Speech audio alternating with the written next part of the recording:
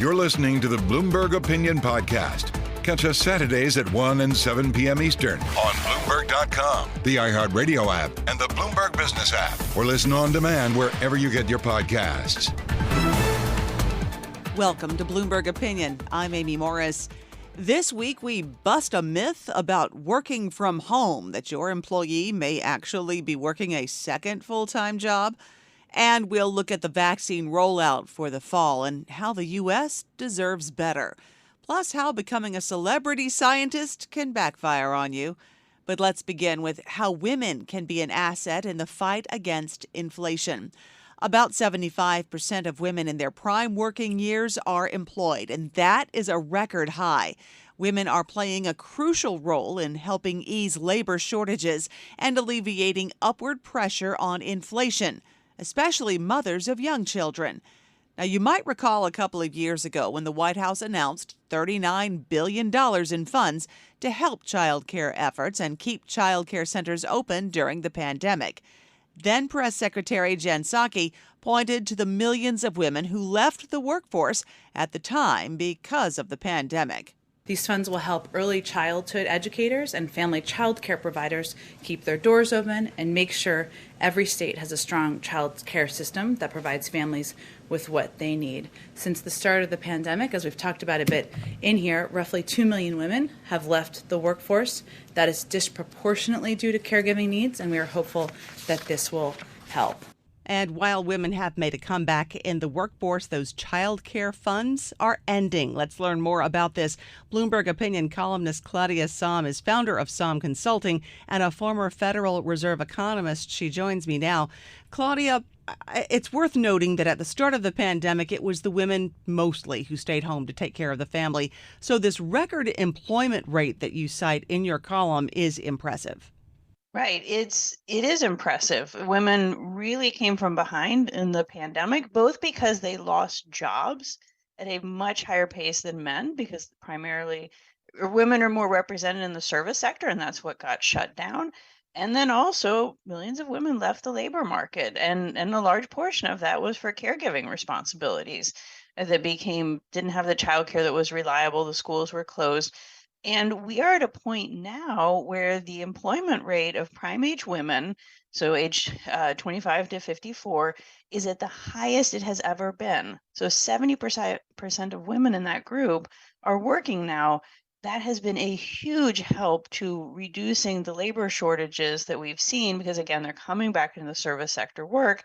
And some of the supports that have been put in place to help women get back on their feet and have their family caregiving taken care of, like these child care subsidies, they're over. And that there's a real question as to whether the advances that they've made with jobs and with other being part of the labor market, if that's going to slip away or if we're going to just slide back to some extent. Another important piece, and we've seen this across a number of groups that have historically had some difficulties getting jobs, is that we have had a great labor market. So employers, part of getting women back was employers being more open-minded about how flexible they could make the jobs, how good the pay could be. I mean, there are childcare options out there, but you got to be able to afford them. So there are some aspects of how women got ahead that didn't slip away last month entirely with the childcare. Now, these subsidies, and I think people might remember that there was a talk of big childcare programs, getting money to families with the Build Back Better, and that didn't happen. And so this program its aim was to keep the childcare centers that we had open. Now, the point of your column, the meat of it, is about how women are a neglected asset in the fight against inflation. What is it that women bring to the table that helps in that fight? Right. As you said, the piece is really taking the 20,000-foot view of what are we missing? Not so much the struggle of the families, which are real in terms of the caregiving. What's the benefit to the entire country if we get more women involved? I given in the example, a very topical one, of the labor shortages and dealing with the inflation. That's just scratching the surface. I mean, that's the one, inflation is everything we're thinking about now. And yet there's long-term growth and productivity. These are the big ones, right? In terms of where we're going to be 10 years, 20 years from now. One aspect of this cost equation of not bringing women in is the fact that over time we're at a place where women are more likely than men to be receiving higher and higher education. And so these women have invested, our schools and universities have invested a lot in them in terms of getting what, quote unquote, marketable skills, like certain things that they could apply at work. And then we're not helping them get work to a place where they can be a part of it. So you've left this kind of money on the table in terms of people that really have something to add in the workforce. We're not allowing many women, and some make a choice not to. Like, I don't, we shouldn't be forcing everyone to work, but there are many women who we're not giving them a chance to realize their full potential. That costs them in terms of career opportunities and wages. And it costs all of us in terms of not being as productive as we could be. So let's flip it on its head then. What is the risk as women are removed from that equation? Again, it's this loss of potential. And we know we can do better. Right? We can compare ourselves to other countries that have made a concerted effort. Like, they understand getting women into the workforce benefits everyone. And the United States, whereas we were on the leaderboard a couple decades ago, that is no longer the case. And there are very different kinds of social programs, very different kinds of goals set for bringing women in. So we can't make the excuse that it's just like, oh, women don't want to work. Oh, this is the best we can do. That's absolutely not the case. The policies, it's tricky, right? And some of these very much sit with the private sector in terms of, and businesses are losing out, right? They're not bringing in the workers. They're not allowing the workers to reach their full potential. I think it was very timely, I didn't foresee this, that Professor Claudia Golden yesterday received the Nobel Prize in Economics. Claudia's lifetime career has been focused on women and work, and among other areas that she studied. And one thing, and there's a piece of the column that's very much inspired by knowing her research, is that it's not just that women can't get the child care. It's often the jobs are set up that women just can't do them, right? They have inflexible hours.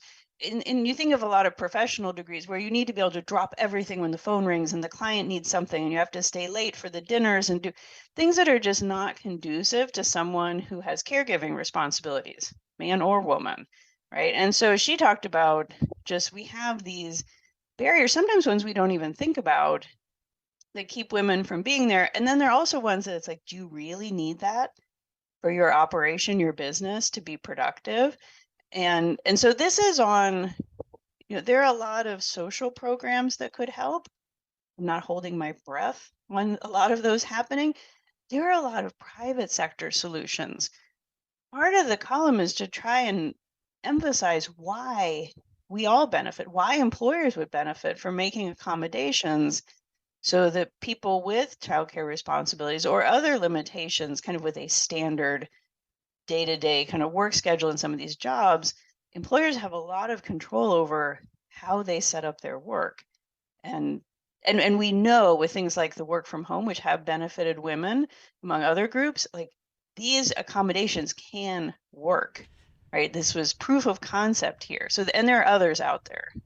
The numbers that the Federal Reserve Bank of San Francisco found during its assessment. Let's just go over those numbers very briefly, if we could, and kind of hammer that point home that you're trying to make in your column about what this could mean.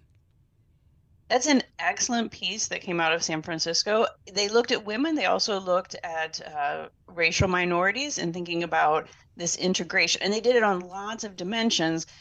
Essentially, it was, if we could get women working on a lot of different dimensions, their wages, their participation, their hours, if we could have them engaged in the labor market in the same way that men are, what would that look like?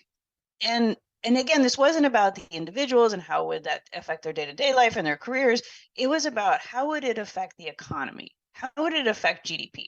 For women alone, they estimated that closing all of these gaps would have increased GDP in 2019 by about 8%, $1.7 trillion.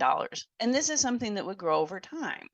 Right? So it's not just a payoff at one point in time that would push up GDP, it's over time. And what is GDP? It is our ability to produce goods or services. So it goes back to this idea that we as a country are not fulfilling our potential, our full potential, if we don't integrate women into the workforce.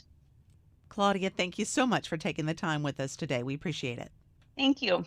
Bloomberg Opinion columnist Claudia Sahm is founder of Sahm Consulting, a former Federal Reserve economist, and the creator of the Sahm Rule.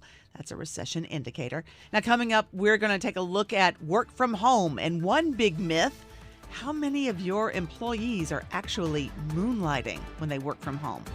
You're listening to Bloomberg Opinion.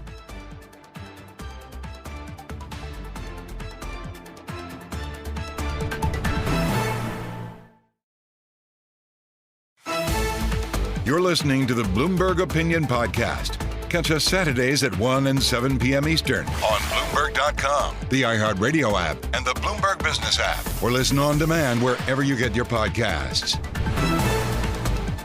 You're listening to Bloomberg Opinion. I'm Amy Morris.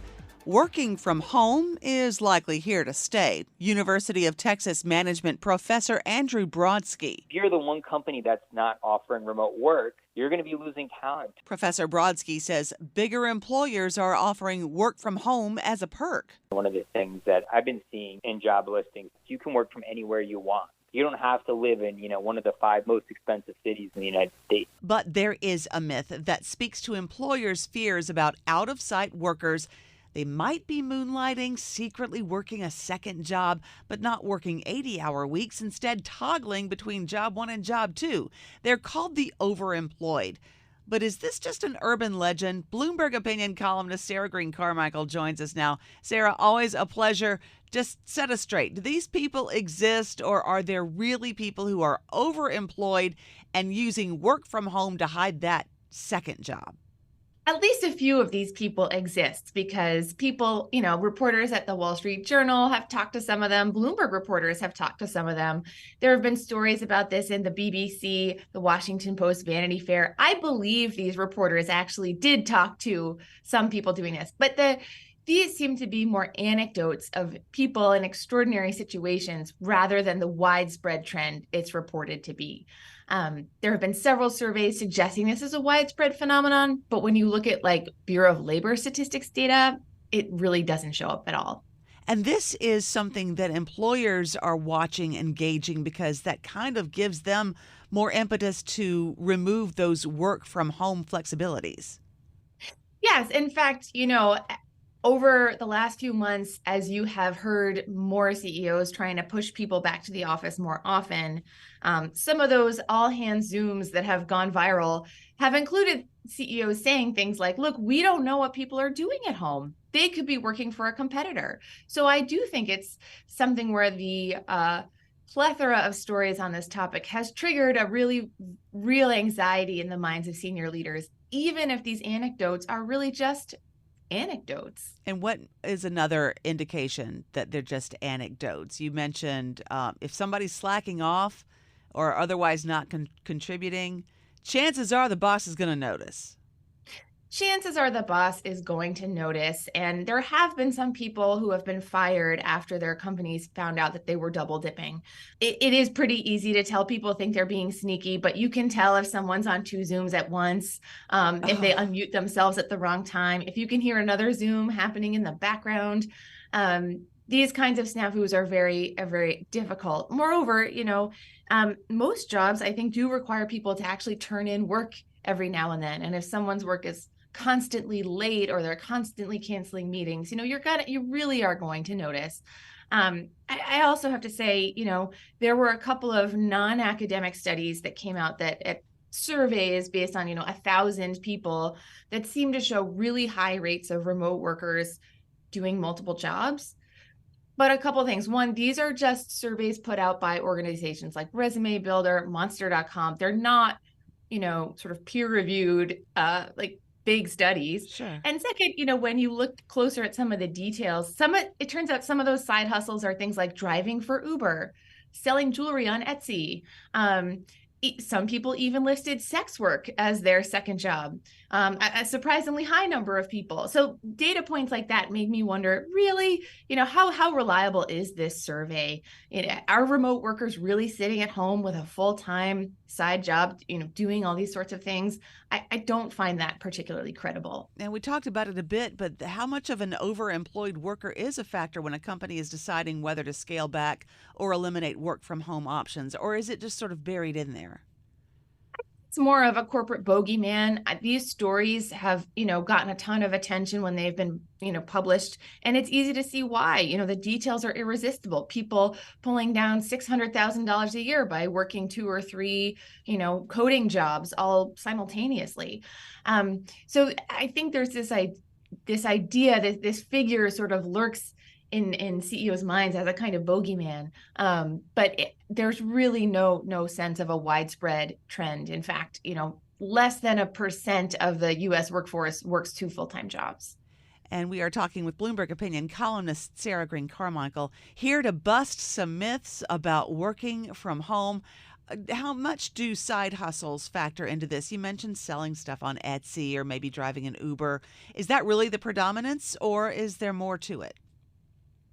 I do think that, there is solid data from the Bureau of Labor Statistics that show that more Americans now do have some kind of secondary job, but it's clearly a primary job that's their full-time job, and then a secondary job where they're picking up part-time shifts or doing that kind of side hustling. And actually, I think if you asked a lot of CEOs, do you mind if your entry-level worker picks up a few weekend shifts at Starbucks? They would probably say no. Depending on the circumstances, like they probably wouldn't mind at all. So I think it's really this idea that somehow people are simultaneously working 2 full-time jobs, like one for Google and one for Meta, that keeps people awake at night. So what is the reason behind this attention on the mythical, highly paid, 2-timing remote workers? Where is all of this coming from?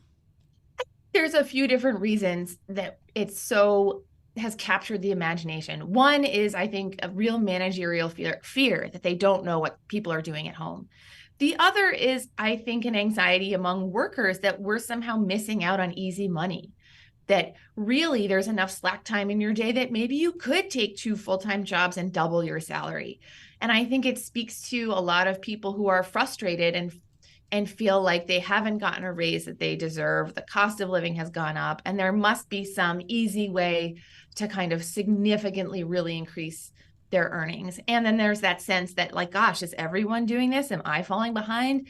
That's a very powerful motivator for journalists to do more of these stories. That also speaks to, like you said, hourly wages not going up as much as people might want or need, inflation, and then the continuing fallout from the pandemic and the shutdown. I mean, that still is resonating because that's where work from home really got some traction. And I think that there is also, in some jobs, there are quiet times and there are dead times. And I think that there are some very smart, skilled people who actually could leverage that dead time in their main job to possibly work a second job. I don't want to say it's not possible. It's just not very widespread.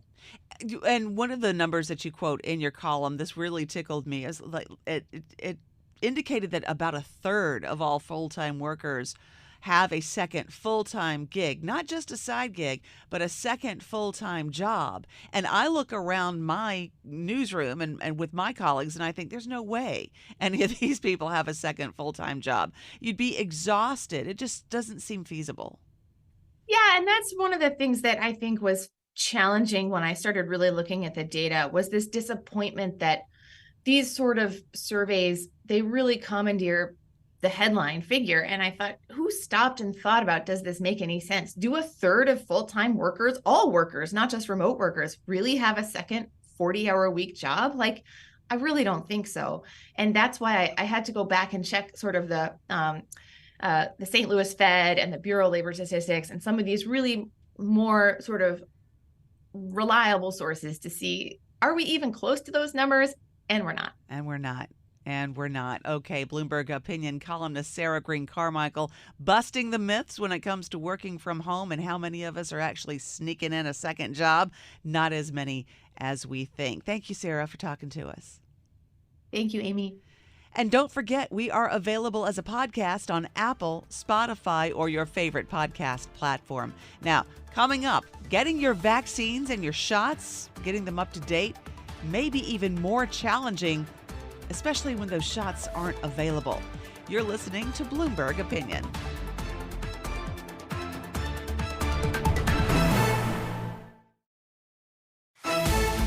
You're listening to the Bloomberg Opinion Podcast. Catch us Saturdays at 1 and 7 p.m. Eastern on Bloomberg.com, the iHeartRadio app, and the Bloomberg Business app, or listen on demand wherever you get your podcasts.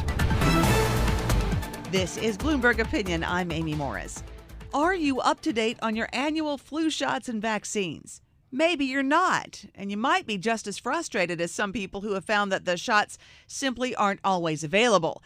The CDC authorized the COVID shots for everyone 6 months and older back in mid-September, so you'd think they'd be available within days, but that hasn't been the case. Let's talk about this. Bloomberg Opinion columnist Lisa Jarvis covers biotech healthcare and the pharmaceutical industry, and she joins me now.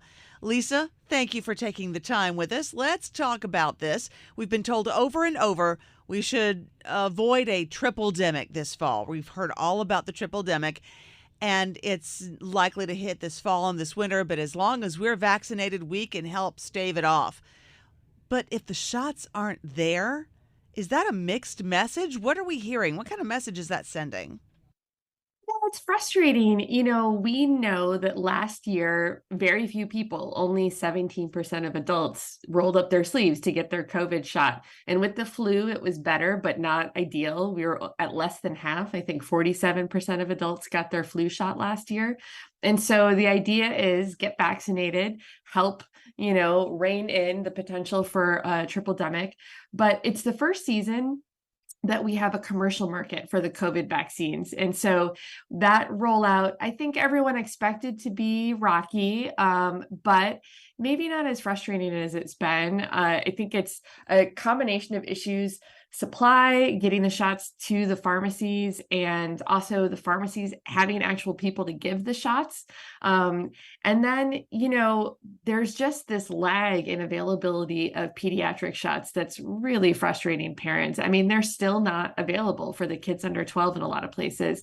And, any parent that's trying to get their kid to get a vaccine knows you just want to get the flu and the COVID shots at the same time. You don't want to make more than one trip. Sure. And so parents are frustrated. They're super frustrated. They're being told to call, every few days, refresh the pediatric, provider's website to see when they're going to be available. And it's just frustrating. Okay, so you touched on a couple of issues there. Let's get into it. What is the problem? Supply chain issue? The first time that insurers are handling it, not the government. Talk us through that. Let's start with the supply chain.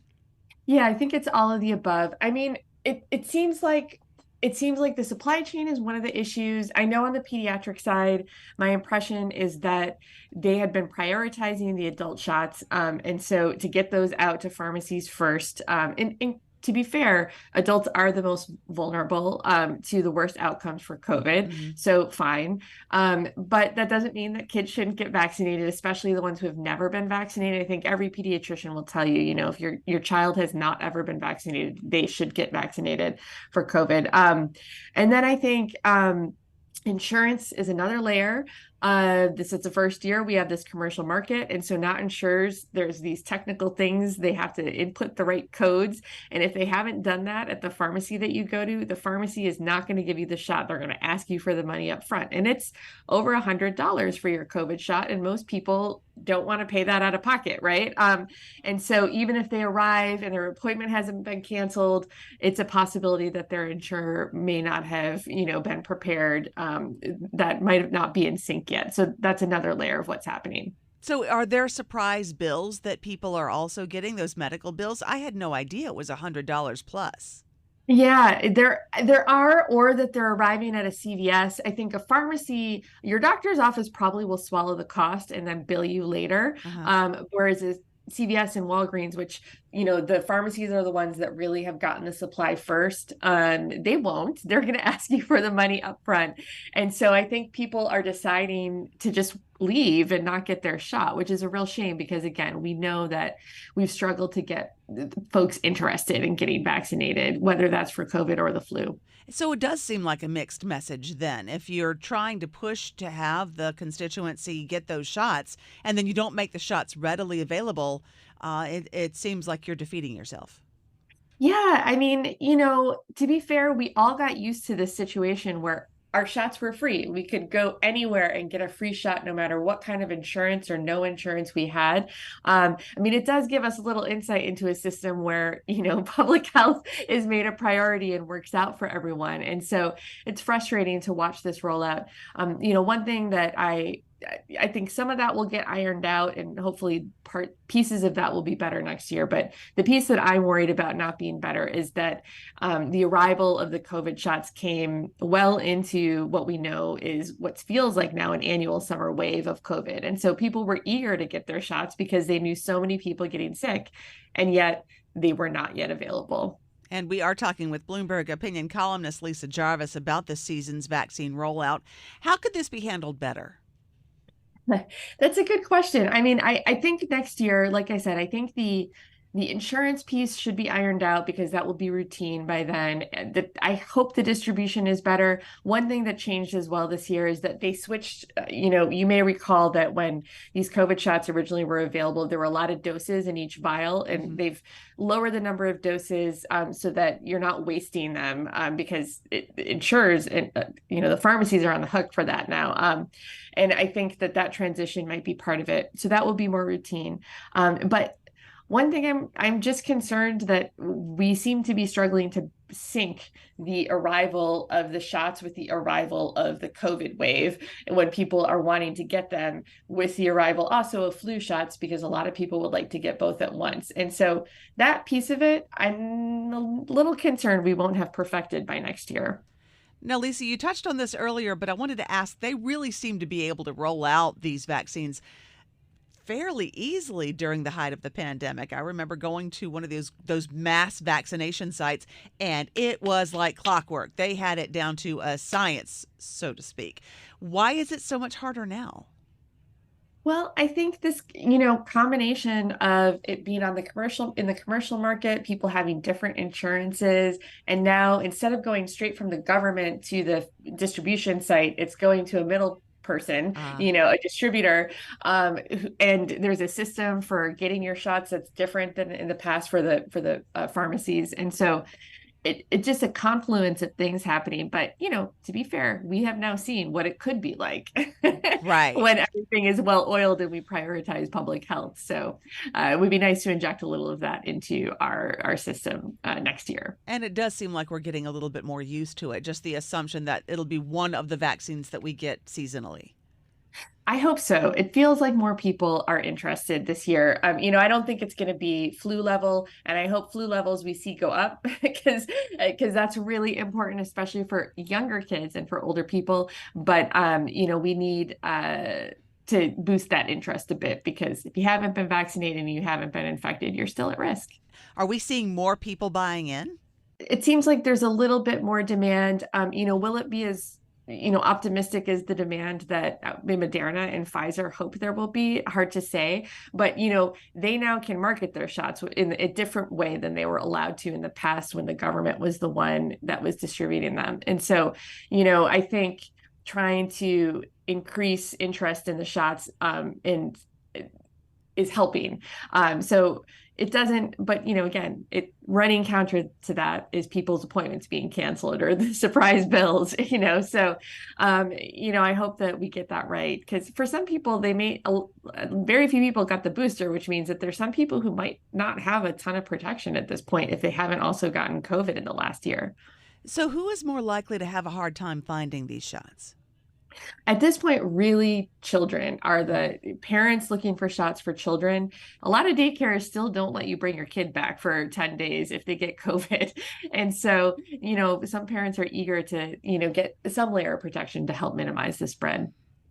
Just because you cover the biopharmaceutical industry, are we close to getting a vaccine that would combine both COVID and the flu, kind of clear that up, just one big shot and be done with it? Yes, I hope so.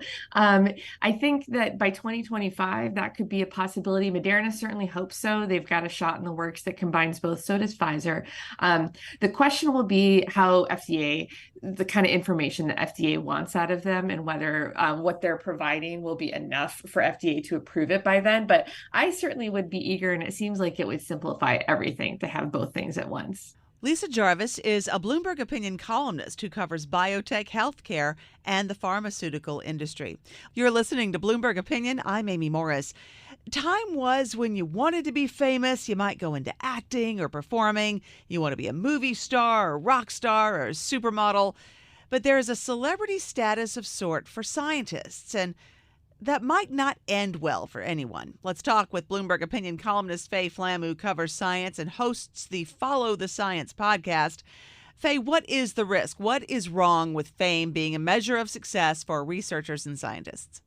Well, one of the problems is that sometimes it can tempt people to cheat. And as a recent case has illustrated, this sort of cheating happens occasionally. And often when people cheat, they end up getting published in very high-profile journals, and they get a lot of positive press coverage. And that's what happened with the case that I was looking into with the physicist at Rochester University. When you say cheat, you mean like data manipulation?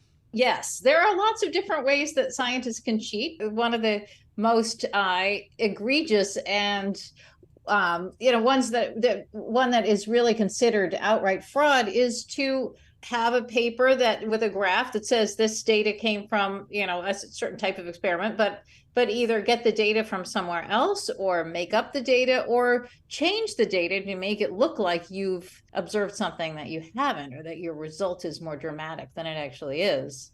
And when you talked with one blogger as you did research for this column, that blogger explained how humility is punished if you're trying to get published. Talk to us about that. Yeah, so Ivan Oransky is actually, he started something called Retraction Watch. He and another science journalist, which is really kind of an essential resource for science journalists, because they look at all of the problems and the bugs and the things that go wrong in science. And they look at papers that get accepted into journals and then are retracted. And usually they're not retracted unless there's evidence of some form of cheating, or there's an error that actually invalidates the entire result. And so usually we get, one big scandal a year or every couple of years. In this case, there was sort of an escalation of issues because he was claiming to have found a phenomenon, high room temperature superconductivity, which is something that is sort of a holy grail.